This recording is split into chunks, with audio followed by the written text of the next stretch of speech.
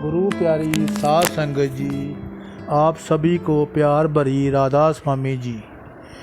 डेरा ब्यास में भंडारे वाले दिन शनिवार और रविवार वाले दिन सत्संग शुरू होने से लगभग 2-3 मिनट पहले एक बहुत बड़ा चमत्कार होता है। जब 3 लोक के मालिक बाबा जी स्टेज पर आते ही दोनों हाथ जोड़कर सारी संगत को राधा स्वामी जी बोलकर गुरु गद्दी को शीश झुकाकर बैठते हैं और संगत पर अपनी पावन दृष्टि डालते हैं। जब सतगुरु संगत पर दृष्टि डालते हैं तो संगत बिल्कुल चुपचाप अपने बाबा जी को देखती है और बाबा जी भी एक एक संगत पर दृष्टि डालकर उनकी हाजिरी लगाते हैं कि कौन कौन घूमने फिरने आया है,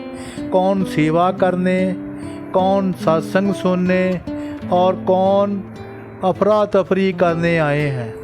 बाबा जी सब जानते हैं। एक बार पंडाल में 10 लाख संगत बैठी थी। सेवादार ने पूछा, बाबा जी इस बार भंडारे पर बहुत भीड़ है। तो बाबा जी बोले, सत्संग सुनने तो केवल 15 लोग ही आए हैं। कोई कुछ लेने आया है, कोई कुछ खाने आया है और कोई सिर्फ मस्ती करने आए हैं। बाबा जी सब जानते हैं। कोई परिवार के साथ घूमने फिरने आए हैं, कोई अपने बुजुर्ग को लेकर सत्संग सुनने के लिए आए हैं। नामदान की पर्ची लेने के लिए हम लोग चाहे जितनी मर्जी तैयारी कर लें, लेकिन सतगुरु ने जिसे नामदान देना है उसे ही देना है। किसी को तो सतगुरु पहली बार में ही नाम दे देते हैं और किसी को 10-10 बार भी नहीं मिलता। एक बार ब्यास एक सेवा का जथा और नाम लेने के लिए एक बस संगत से भरी हुई ब्यास जा रही थी। सभी एक दूसरे से बातें कर रहे थे कि आप 5 गुरुओं के नाम याद कर लो। कोई कहता है कि आपने कितने सत्संग सुने हैं, ये सवाल पूछेंगे। किसी ने कहा कि सत्संग घरों में महीने में कितने सत्संग होते हैं, 4 या 8। वह सब आपस में बातें कर रहे थे तो एक पति पत्नी जो उसी बस में ब्यास सेवा पर जा रहे थे वह बिल्कुल चुपचाप करके बैठे थे। वह कुछ नहीं बोल रहे थे बल्कि बाबा जी का सिमरन कर रहे थे। पति उनकी बातें सुनकर हंस रहा था तो एक बीबी ने उनसे पूछा, वीर जी आप हमारी बातें सुनकर हंस क्यों रहे हैं?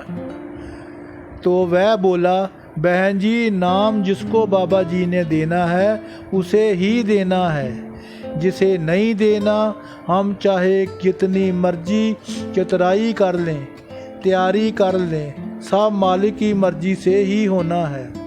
तब उसने बताया कि मेरी पत्नी सत्संगी परिवार से थी। वह सत्संग भी जाती थी और सेवा भी करती थी। जब मेरी शादी हुई तो मैं बहुत शराब पीता था, लेकिन यह मुझे हर रविवार को सत्संग पर लेकर जाने लगी। धीरे धीरे मैंने शराब पीना छोड़ दिया या बाबा जी की मर्जी से छूट गई। तब वह फिर मुझे ब्यास डेरे भी लेकर जाने लगी। ऐसे मैं 8-10 बार सत्संग में भी गया, बाबा जी के दर्शन किए तो वह फिर मुझे नाम के लिए कहने लगी। जब हम नाम लेने के लिए गए तो हम बहुत तैयारी करके गए, लेकिन सब दरी की दरी रह गई। हम दोनों को ही नाम नहीं मिला, क्योंकि जो प्रश्नों की हम तैयारी करके गए थे वह तो हमसे पूछे ही नहीं। आदमी ने कहा कि मैंने सोचा कि मेरी पत्नी बचपन से सेवा करती है और बचपन से ही सत्संग सुनती है। शायद उसे नाम की पर्ची मिल गई होगी, लेकिन जय भी खाली हाथ आ गई। जहाँ कहाँ भी सत्संग में बोलते थे कि वहाँ पर नाम की पर्ची कटनी है, हम दोनों वहीं पर नाम लेने के लिए जाते थे। मुझे तो तीसरी बार में नाम मिल गया, लेकिन मेरी पत्नी को 10वीं बार में नाम मिला। वह मुझे भजन सिमरन करते देखती थी तो वह कहती थी, मैं क्या करूं? उसने एक बार बाबा जी से भी प्रश्न उत्तर में पूछा, बाबा जी, मेरे पति जब भजन सिमरन करते हैं तब मैं क्या करूं? बाबा जी हैरान हो गए कि ये क्या कह रही है।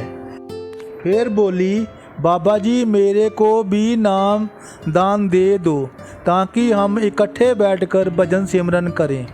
बाबा जी बोले, अब असली बात पर आई है। तो बाबा जी ने सिर हिला दिया तो उसके बाद उसकी पर्ची कट गई और उसे नाम दान मिल गया। एक आदमी ने यहाँ तक कहा कि ब्यास डेरे में अगर 10,000 लोग नाम लेने आते हैं तो उनमें से 5,000 को ही नाम दान मिलता है, बाकी को अगली बार आने के लिए कह देते हैं। नाम तो गुरु की कृपा से मिलता है, जिसको नाम देना है उसको बाबा जी खुद ढूंढते हैं। जो लिस्ट बड़े महाराज जी बाबा जी को देकर गए हैं, जिसका नाम लिस्ट में है उसी को ही नाम मिलना है। एक बार एक सेवादारनी ने ब्यास से आते हुए मन में कहा, बाबा जी जल्दी बुलाना। जब वह स्टेशन पर पहुंची, उसका बेटा उसको लेने के लिए आया और बोला, पापा ने शुक्रवार को ब्यास जाने के लिए फिर आपका नाम लिखवा दिया है। वह बोली, शुक्र है मालिक, शुक्र दया आपका, बहुत बहुत शुक्रिया।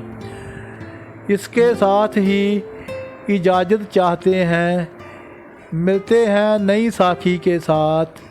साथ संगत जी, अगर साखी आपको अच्छी लगी तो लाइक, कमेंट और शेयर ज़रूर करें और हमारे चैनल को सब्सक्राइब भी ज़रूर कर दें जी। राधा स्वामी जी।